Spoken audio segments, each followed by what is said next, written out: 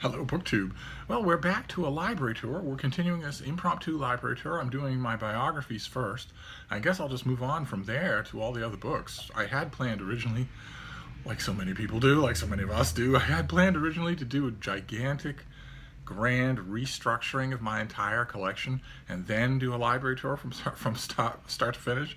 But the grand restructuring hit many icebergs right from the start. I'm sure you've tried that yourself. It would require tearing this whole place apart and putting every book back together, putting every book on the middle of the floor and then putting them all back together. And there's never a good time for that. Laundry always has to be done. The baby always has to be walked. Occasionally I even have to put on pants and go elsewhere. So I will do that. I'll just do it piecemeal. I'll do it section by section. So I just started this just for the fun of it one day. And not only did I get a lot of responses from you via comments and via email. Remember, Saint Donahue, Saint St. Donahue at Gmail. Email me about anything at any time. I get flooded with comments about this channel now, as if the comments field didn't exist. But I got lots and lots of responses from the rest of you saying that you do enjoy this, and also it makes sense because the last time I did a library tour from start to finish, I don't even remember. One of you could probably tell me better than I could. I think I had around 1,000 subscribers. So there are a lot more people here since then who haven't seen this. So there's nothing wrong with repeating it. I certainly don't mind. So we are on the last shelf. I started at the bottom of this tall bookcase in biography. I really wish I had a whole wall of tall bookcases in biography. I really wish I did. I don't right now. I have a tall one and then a couple of short ones. I wish that I just had this whole wall as biographies. I could easily do that. Perhaps if I'm somewhere with a car, I can find a big bookcase or two. That's an excellent idea. But anyway, in the meantime, I started at the bottom. So the last shelf in this bookcase is at the top. And since I didn't want to be, the boarding house reach for the whole video, I thought I just assumed that I would film this video while standing on a footlocker, and that idea was resoundingly vetoed by both my surly houseboy and a muscular teenager. So apparently I am old and frail. So I will be reaching, and you'll just have to pardon that. And the first book that we're going to deal with is the very last royalty biography. This is William the Conqueror, David Bates's big biography of William the Conqueror from Yale. This is part of the same Yale English Monarch series that we've seen. They, in my opinion, very wisely did away with the uniform look in favor of something much more visually appealing. And this is really good. The Conqueror's sources are carved in stone, so to speak. There's nothing new. There's never going to be anything new. So it's a question of how well you command them, and also then the broader view that you provide. And this does a fantastic job.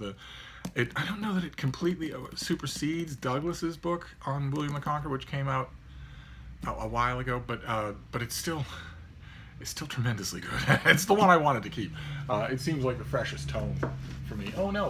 Oh, I didn't do the transverse books. Here, let's do some transverse books so they don't fall in my head. Okay, the first one is Edward Frankel's book on Horace. My beloved Horace. And this is a study of all that we know about Horace's life and times, and a fairly good study of his poetry as well. Ideally, in that grand library reorganization, there would be an entire big, tall bookcase for everything classic related. So all my English language translations would go there, all of my Loebs would go there, all of my author studies. Pretty much the only thing I wouldn't put there would be classical histories, like somebody's history of the Carthaginians or whatever. And certainly all classical biographies would go there, and they would all be just one place instead of scattered around. But I haven't done that yet. So this would go there if it did. Okay, this is Vita Sackville West. Vita Sackville West was an Edwardian writer, intermittently brilliant. She could be brilliant. She could also be tooth-extractingly dull. And one of the things that endears me, I love her. I absolutely love her. There's a great, great biography of her by, is it Victoria Glendinning? I don't have it. That's the thing. I don't think I have it. It certainly wouldn't be on this bookcase. But I don't think I do. And, well, whoever did it, I can note it down below. But it's fantastic. But you only have to read her books, even her novels, to get the reflected sense of what a character she was, how interesting she was. And one of the things I like most about her is that she was an old-fashioned literary hack. She put on airs and used very hoity-toity rhetoric, but she would take any brief that was given to her that had money in it. And this is one of them. There was a series that was done probably a century ago, the Poets on the Poets. Now, of course, no one remembers Vita Sackville West as a poet. But once upon a time, when was the time? What time are we talking about here? Yeah, 1929. Once upon a time, she was considered a poet, and this is her tiny little volume on Andrew Marvell. Not at all a source for Andrew Marvell, not at all, but a fun reflection. I mean, we'd want a big, fat biography of Marvell, something that does what this does. A combination of biography and literary study. You'd want something like that, and this is not that. But let's see what other transverse books we have.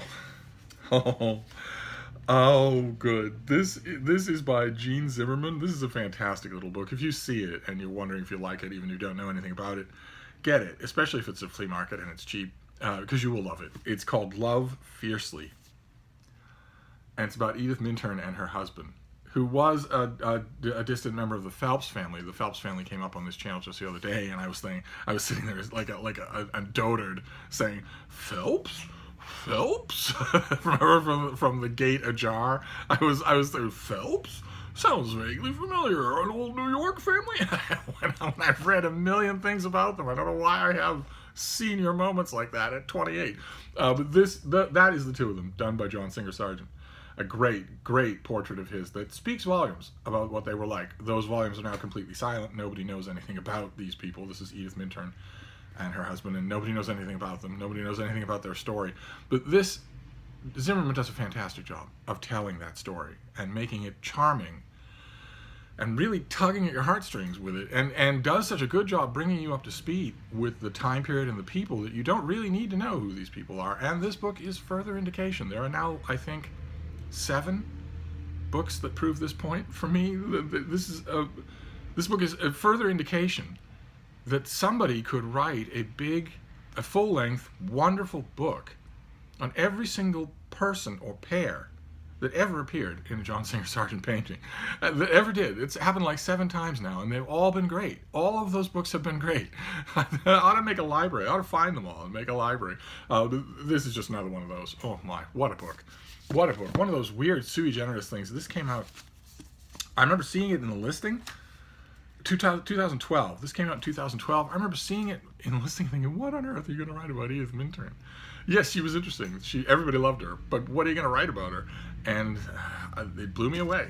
So there's another transverse book up here. This would be much easier if I could stand on a footlocker, but I am forbidden. I might fall and shatter into 1,000 pieces.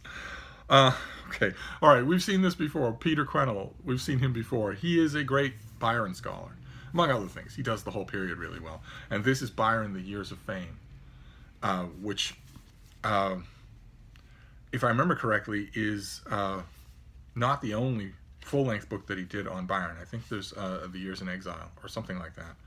But this is fantastic. I mean, Quennell is so conversant in Byron, and a lot of times that is believe it or not, the Achilles heel of people who do Byron biographies. He wrote so much, and none of it is at all in the current taste for anything.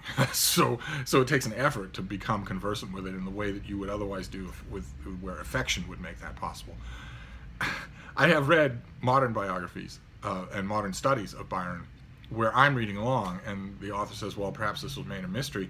And the very first thing that comes to my mind is, well, it's a mystery unless you don't know about the 3 letters that he wrote directly on that subject. They kind of demystify things. Maybe you don't know about those letters. Maybe you haven't read all his letters. And that never happens with Quennell. That never does. He's fantastic.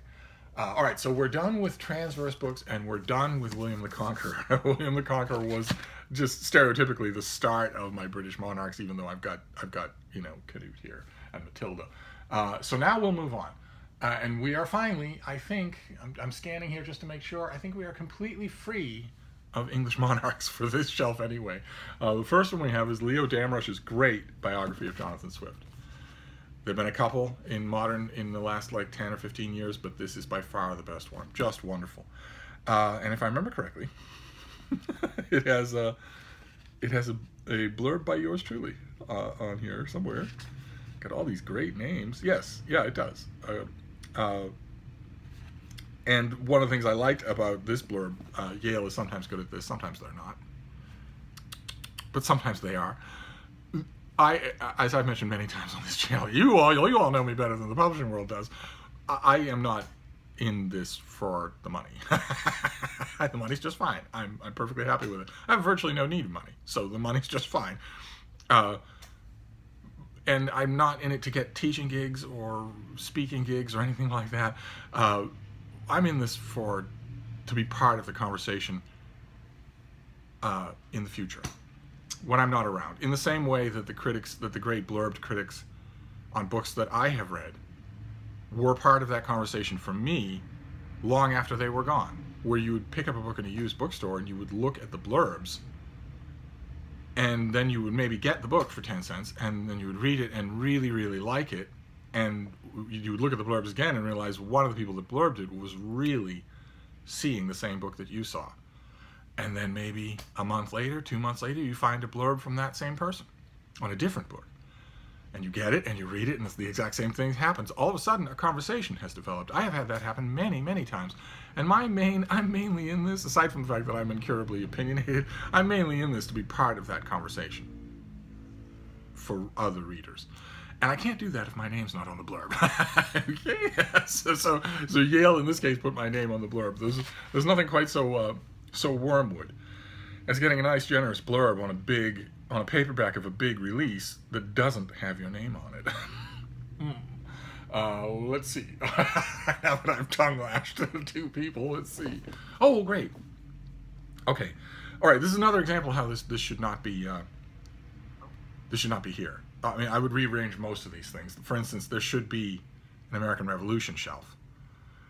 I have a large number of books on so-called founding fathers, on figures from the American Revolutionary period. I think it's an amazing period, and they all ought to be together, just for my ease, just so that I know where to find them. But this is not there. This is just a drift. This is Esther Forbes' great old biography. This is when? I want to say 100 years ago. Oh no, I'm way off. 1942. So this is Paul Revere and the World He Lived in, the great Grant Wood cover illustration. This is just a reprint from about 20 years ago, 1999, of her great biography of Paul Revere. I mean, I've read Francis Hackett Fisher's book, Paul Revere's Ride. It's very good, but in terms of, I've also read, there was a very good 19th century biography of Paul Revere. But this is my favorite. I love it. Just love it. I think it, even in terms of just the beautiful prose. Esther Forbes just never wrote an ugly sentence. He never even wrote a plain sentence. Just wonderful. I recommend all of her books. Of course, most of you will know her from Johnny Tremain. And if anybody reads Johnny Tremain anymore, maybe they don't. This next one looks fairly new compared to, yeah, okay, this is by Michael Shuman. This was a terrific biography of Confucius. Just terrific. Put out by Basic Books in a very pretty hardcover. And I don't, when was this? Oh, there's a pub sheet in here. This would have been before we were talking with each other. Yeah, March of 2015. And I got it. I got the advanced copy from Basic, but it's the same pattern as Now You Know. I got the advanced copy, and I was swamped with February books, so I didn't get to it until I got the finished copy. That's often my reminder to read the book. And I was reading it and just carried away. This is amazingly good. This is just, apart from the inherent interest of Confucius or his time, this is just amazingly good biographical writing. And I knew even before I finished it that first time that I would keep it. So here it is. So here, I guess I should be putting these back, right? All right, well, this next one's a paperback. Oh, okay, Hostage to Fortune. This is Lisa Jardine. Some of you will know her. She's a very popular historian. And Alan Stewart. This is their biography of Francis Bacon. Hostage to Fortune. Nice, big, thick thing that I would really like in a hardcover. I really need to get this in a hardcover. I don't know why I don't have it in a hardcover. I should. This next one's a hardcover. Oh. Oh. Oh. Okay. All right. Well, this is from 1923. This is Preserved Smith's biography of Erasmus, in a hardcover that I really ought to reinforce before I lose it completely. And this is just an old-fashioned, I mean, the scholarship of the teens and 20s and 30s, it puts most of our modern scholarship to shame. For one thing, the publishers weren't afraid of filling half the page with footnotes. Now, the standard dictum in even scholarly publishing is, oh God, footnotes will kill the sales. Like you're going to get any sales anyway. But this is just, I mean, Erasmus studies have gone on since this book, of course. They've progressed enormously. There's a huge body of work to do, and many, many biographies, including many, many that are good in their own way. But again, for the eloquence, like Esther Forbes, this is a book you really can't do without if you want to read about Erasmus. But you don't. Oh, okay. This is from Yale as well. This is Adrian Goldsworthy's biography of Augustus. This, I think, it has a pub sheet in it. This was from September of 2015. All these things are near misses. You'd have seen these on this channel if I had started my channel then. I was watching BookTube in 2015. But this is just what you would expect, just a soup to nuts biography. And I had the advanced copy and I had the finished copy. I gave them away. And then I got the trade paperback and just decided to keep it. Because I don't think I have any other Augustus biographies. I used to have the one by John Buchan, author of 39 Steps, but I don't think I even have that anymore. Okay, all right, this one you saw on this channel. You saw me haul it up in Vermont. This is by Nicola Shuman, and this is Graven with Diamonds, which is a biography of Thomas Wyatt. And once again, there's a little bit of discontinuity here because there's no organization to these things at all. If I'm not going to have a shelf for Tudor-era lives that aren't Tudors, which I kind of should, I have a whole shelf worth of those books. But if I'm not going to have such a shelf, then I should at least have 4 or 5 shelves where all the poetry biographies go, and regardless of era, and I don't have either one. This is instead just sitting up here. Okay, all right, case in point. Case in point. Okay, this is fantastic. I cannot recommend it strongly enough. This is Richard Holmes' two-volume biography of Samuel Taylor Coleridge. Coleridge's life is one of, I mentioned on this channel that sometimes a person's life will split rather neatly on its own into periods that just seem to invite a 2-volume biography, and Coleridge's life is very much one of those. So, but Holmes is fantastic. It's his genius for me is dimmed only slightly by the fact that the foremost person who's convinced of it is himself. That usually bothers me, but in his case, it's so warranted that I don't care. So these Coleridge volumes are up here. They're snuggled right next to Thomas Wyatt, even though the two of them didn't know each other. Okay, next one's a hardcover. Oh, great. This is Mrs. Stepney Rossum's biography of Bess of Hardwick, which Bess of Hardwick had a new biography that I think is here. Somewhere here. I think I have there was one that just came out. I reviewed it. And I think I remember thinking, okay, this is good enough to keep.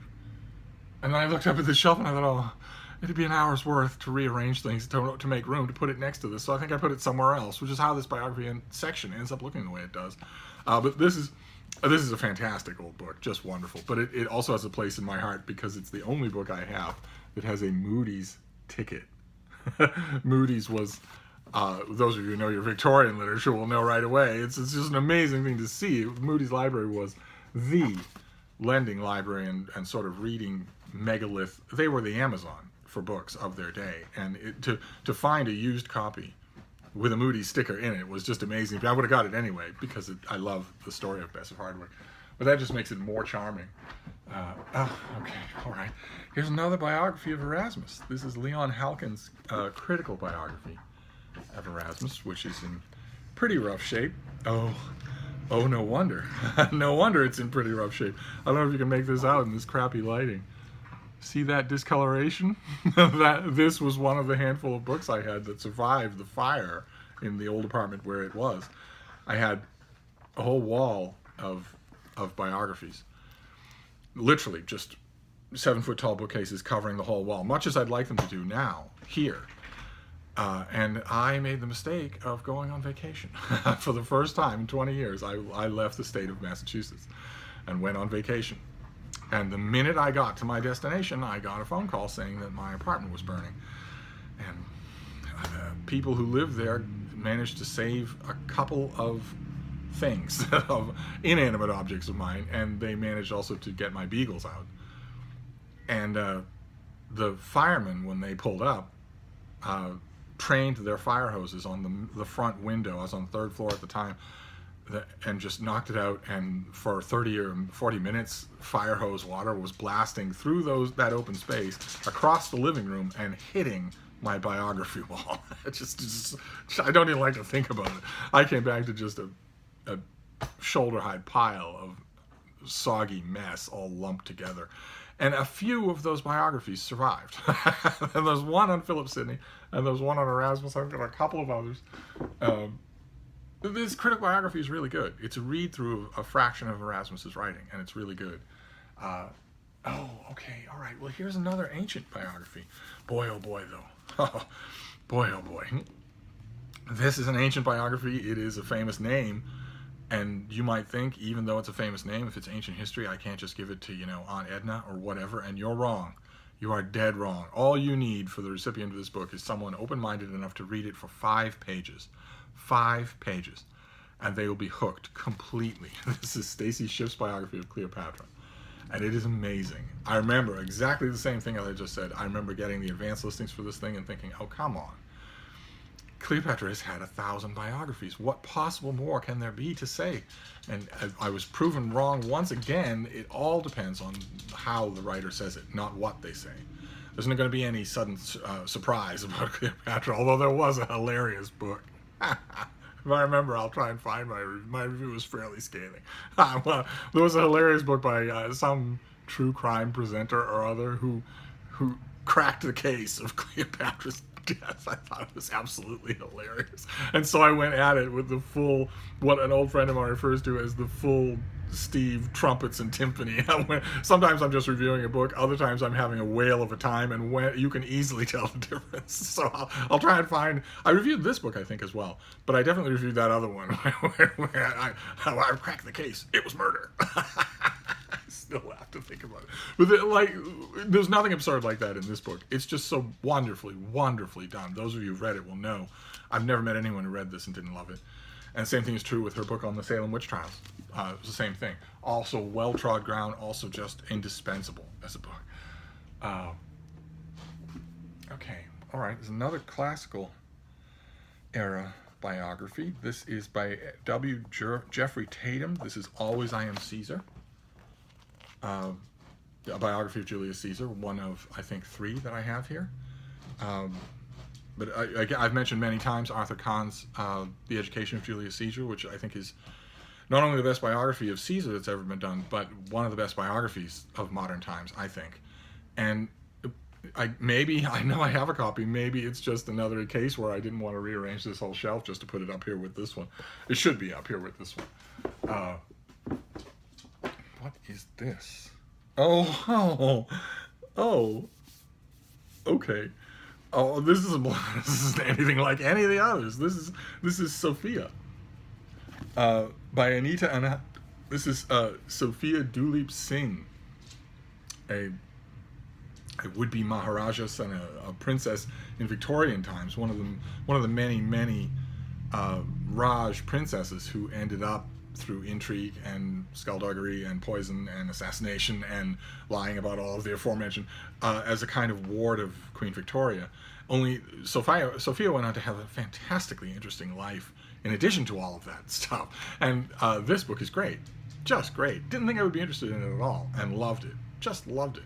Because the author doesn't get to her main subject for a good 60 pages. Most of it, the stuff before that, is I, Claudius style palace intrigue. That's endlessly interesting. This author doesn't take anything for granted, just decides to entertain you. And this is the advanced copy from 2015. I don't think I ever got a finished copy of this. That's a shame. Because I would kind of like to reread this. Maybe I can reread this, certainly. Boy, though, I know it's a kind of a weird thing. It's kind of a pocket subject. but it's really good. If you ever see it, it's really good. Oh, we've got one last transverse book here lurking in the corner. Oh, okay. All right, this is just an older book with Byron in Italy. This is by Anna McMahon, and it's she wasn't with him. She guarded her reputation more than that. This is instead, tracing the places that Byron went, what he thought about it, the verses that applied to it, all with black and white illustrations from the time. This was probably from the very beginning of the 20th century. Yeah, 1906.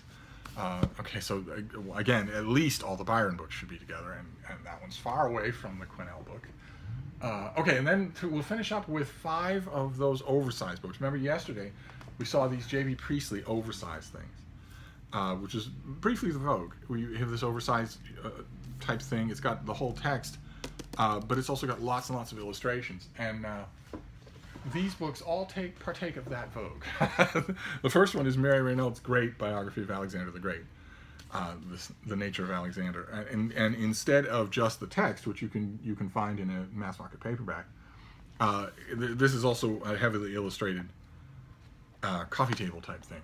And I had the mass market paperback forever and ever, and I think I still do have a copy of it somewhere. But I saw this thing and thought, well, that just makes it more interesting. The hardcover is a hardcover anyway, so that just makes it more interesting. That tends to be my opinion on these things. I think that's why I have so many of them. Then Kenneth Clark's biography of Leonardo da Vinci, which is, we have a bit of a theme going here because this is up with these other 4 oversized illustrated biographies. But really, I have Leonardo da Vinci biographies scattered throughout this whole section. They really ought to be together. And, larger picture books be damned. But this is so quotable. It's so quotable. I'm not sure that it'd be the place you'd go to for the latest Leonardo scholarship, but it is so quotable. It's so wonderful. Whenever you like, for instance, I was reading Walter Isaacson's biography of Leonardo da Vinci, and I would get to Isaacson on some development, some ruler, some work of art, including the Mona Lisa. I would immediately want to refresh my memory on what Kenneth Clark said. I would come over here and just spend time with that book. Then the next one is by C.P. Snow. And much like J.B. Priestley, he's not going to be known anymore, unfortunately. He wrote really solid novels, and they are not known anymore, and that's a shame. But this was his larger illustrated book on Anthony Trollope, our own Anthony Trollope, who we are slowly beetling our way through his entire works on this channel. And this is lovely. It has there's the post box that Trollope pioneered, and you have pictures of all the people in his lives, all the places in his lives. It's just fascinating. It's a fascinating adjunct to, I think, the 2 other Trollope biographies that I have. Is that this one has tons and tons of pictures, and also C.P. Snow is good company. And it'd be nice if somebody reissued his long series of novels. It'd be nice, especially if somebody reissued them and sent them to Wilson Shugart, since he needs to read them anyway. But, then this next one is Robert Browning, but not my Robert Browning. This is a different Robert Browning, a scholar instead of a poet. And this is his book on Justinian and Theodora, which again, yes, it's an oversized book, but it should be the classical stuff all the way up to the Byzantine era should be together. And I have, I think, 2 other books on Justinian, and they should be together. But this was really good, really good, and an endlessly fascinating story. Because you have the quartet. You have Justinian and Theodora, and then you have Belisarius, his main general, and also Belisarius' wife, who was an amazing piece of work on her own. And the 4 of them are kind of the stars of Procopius's secret history, but they also work well on their own. Even Procopius had copious agendas, but even so, even without them, they're still 4 fascinating figures, and they occur in this book. And then what's this last one? Oh, okay. Anthony Burgess's book on Shakespeare, which is what can I say about my boy? There have been a million books on Shakespeare, probably literally a million books on Shakespeare, and if I had to make a library, and you told me you can only have maybe 20. This would be one of them, even though there's nothing original in it. It's for the same reason that I've mentioned on this shelf over and over again. It's the virtuosity of the writer, not the groundbreaking nature of the research or anything like that. There's nothing original in here like that, other than the fact that there's something beautifully original on every page. But it's all Burgess, I love the book. Love it. It's a must-have Shakespeare volume. And that is it. That is this top shelf here. I'm going to try and put these books back on their shelves. I think it would be supremely ironic if I obeyed instructions not to get up on a footstool, only to have this bookcase fall on top of me. That would be supremely ironic. But I'm going to be careful, so maybe it won't happen. And besides, that is the death that awaits all of us, right? We already know that. So I'll put the Jonathan Swift and the Lord Byron, the Years of Fame. Paul Revere up there, transwise. In Italy with Byron, transwise. Love Fiercely, transwise. Vita Sackville West, Marvell book, and Horace can all go up there. They can all go up there. There we go. All right, see, no collapse at all. And that is it. That is the phase one is now done. This tall bookcase of biographies is done.